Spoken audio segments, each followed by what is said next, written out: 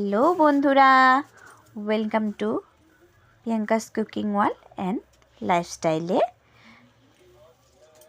তো আমি আপনারা সবাই কেমন আছেন? আমিও খুব ভালো আছি। আজকে আমার নতুন ব্লগে তোমাদের সবাইকে স্বাগত। তো 3 দিন ধরে আমি কোনো ব্লগ দিতে পারছিলাম না, একটু বাড়িতে প্রবলেম চলছিল তার জন্য। আজকে আমি আমার আজকের ব্লগটাও মানে সম্পূর্ণটা ভিডিও শ্যুট করে এডিটিং করে পোস্ট করতে করতে রাত হয়ে গেল। মানে আমি সকালে সময় পাইনি দিনের বেলা, তার জন্য একটু দেরি হয়ে গেল।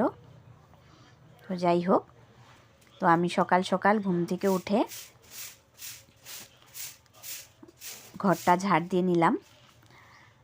রাত্রে প্রচণ্ড বৃষ্টি হয়েছিল, তার জন্য বারান্দা দুয়ার সব কিছুতে পাতা এসে পড়েছে গাছের।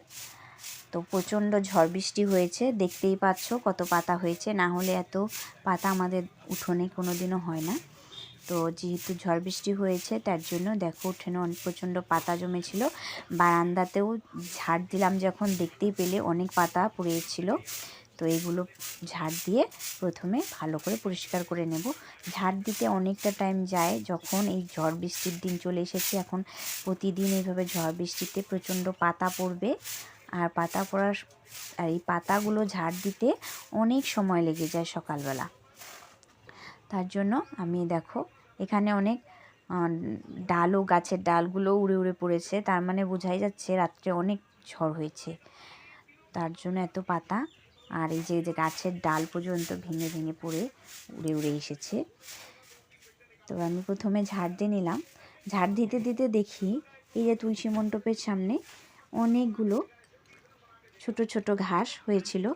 যেহেতু এখন বৃষ্টি হয়, বৃষ্টির দিন চলে এসেছে, তো এখন তুলসী মণ্ডপের সামনে প্রতিদিন এইভাবে মানে লেপে রাখাও হয় না আর কি। তো তার জন্য ছোট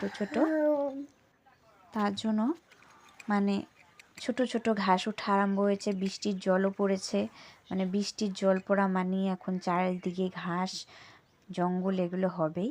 তার জন্য আমি ভাবলাম যে এগুলো জায়গাটা এখনই পরিষ্কার করে নিই। অল্প ছোট ছোট থাকতে এগুলো পরিষ্কার করে দিলে পরে খারাপ দেখা যায় না, না হলে আস্তে আস্তে যখন এগুলো বড় হয়ে যায় খারাপ দেখা যায়। আর প্রতিদিনে ঝাড় দিতে দিতে এগুলো নোংরা সাথে সাথে উঠিয়ে ফেলতে হয়, দুয়ারে যত মানে ঘাস জমে যায়, না হলে এগুলো পরে আর সময় পাওয়া যায় না। আর এখন তো এমনিও সময় পাওয়া যাবে না, বৃষ্টির দিন এগুলো বাইরের কোনো কাজ করারই সময় পাওয়া যাবে না। তো যাই হোক, এইদিকে আরও কয়েকটা তুলসী গাছ আছিল, এই তুলসীগুলো দিয়ে আমরা পুজো করি। তো এইগুলোর নিচে আমি আর পরিষ্কার করব না, আমি তুলসী মণ্ডপের সামনে যেটুকু নোংরা হয়েছিল, মানে ছোটো ছোটো ঘাস হয়েছিল, সেগুলোই আমি আগে পরিষ্কার করে নেব। আর এখানে আমাদের একটা বড় পদ্ম ফুল গাছও আছে, স্থলপদ্ম। দেখতে দেখতে দেখো এখানে একটা কাঁকরোল গাছও হয়েছে। তো কাঁকরোল গাছটা আমি আর উঠাইনি, যেহেতু এটা তুলসী মণ্ডপের সামনেই হয়েছে, একটু খারাপ দেখা যায়, কিন্তু তা উঠাইনি। তো এটার মধ্যে আমি একটা লাঠি গেড়ে দিয়েছি যাতে গাছটা আস্তে আস্তে বড় হয়। আর পিছনে এটার জন্য বাঁশ দিয়ে আমার শ্বশুরমশাই জাংলাও দিয়ে দিয়েছে, আর এটাতে কাঁকরোলও ধরবে। তো এখানে জঙ্গলগুলো পরিষ্কার করে তুলসী মণ্ডপের সামনেটা ভালো করে মুছে নিয়ে আমি স্নান করে পুজো করতে চলে এসেছি। পুজোর ফুল ঠুল তুলে একদম রেডি হয়ে পুজো করতে চলে এসেছি। পুজো করে তারপরে ওইদিকে অনেক কাজ পড়ে আছে। তো পুজোটা সকাল সকাল না করলে আর কি সারাদিনটা মানে হয় ভালো যায় না, মনটা অশান্তি লাগে। সকাল সকাল পাশের কাজ সেরে স্নান করে আমি পুজোটা সেরে নিই। পুজো সেরে তো বারান্দায় বসে বসে আমি একটু সময় পেলাম, তার জন্য চা খেলাম। মেয়ে ওইদিকে টিউশনি চলে গেছে পড়তে। তো দেখি বারান্দার মধ্যে এই যে টাইলসগুলো, মানে আমাদের যখন বাথরুমে টাইলস লাগানো হয়েছিল তখন এই টাইলসগুলো এনে রাখা হয়েছিল। অনেক দিন হয়ে গেল এই টাইলসগুলো এখানেই আছে, বাক্স করে রেখে দিয়েছিলাম, এখানেই আছে, আর সরানো হয়নি। তো বারান্দায় এখন বৃষ্টিও চলছে আর জিনিসগুলো নষ্ট হয়ে যাবে, অনেক দিন হলো।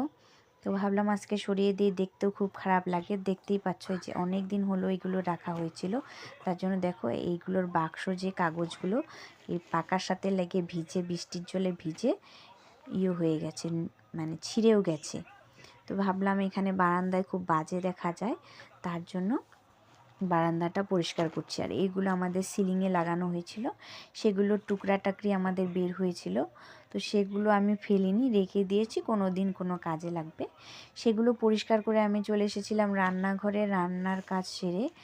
আর রান্নাগুলো আমি রান্নার ভিডিও তোমাদের সাথে দেখাতে পারিনি, তো যাই হোক রান্নাগুলো দেখিয়ে দিলাম। আজকে নিরামিষ রান্না করেছিলাম, ডাল, লাবড়া, শাক, এগুলোই।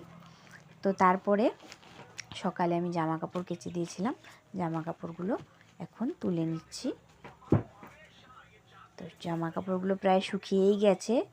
তো বৃষ্টির পরে রোদটা অনেক চড়া থাকে, তার জন্য আজকে সকালে ধুয়ে দেওয়াতে ওটা হয়ে গেছে। তারপরে এসে জামা কাপড় উঠিয়ে এসে মেয়েকে ঘুম পাড়িয়ে দিয়েছিলাম, ঘুম পাড়িয়ে আমিও একটু রেস্ট করেছিলাম। রেস্ট করতে করতে দেখি সন্ধ্যাও লেগে গেছে, উঠে সন্ধ্যাবাতি দিয়ে এই যে পায়েসও বানিয়েছিলাম। তো মেয়ের জন্য রুটি আর পায়েস নিয়ে এসেছি, ও খাবে বললো। মানে মেয়ের যখন যেটা মনে হয় সেটা এখন অর্ডার করা শিখে গেছে। তো বললো মা আমি রুটি দিয়ে পায়েস দিয়ে খাবো। তো আমি দুটো রুটি, পায়েসটা আমি কালকেই বানিয়েছিলাম, তো দুটো রুটি এখন ওকে বানিয়ে দিলাম, দিয়ে খাইয়ে দিলাম। তো বলছে মা আমিও তোমাকে আমার মতো করে খাইয়ে দেবো, তুমি যেভাবে আমাকে খাইয়ে দাও সেইভাবে ও আমাকে দেখো খাইয়ে দিয়েছে।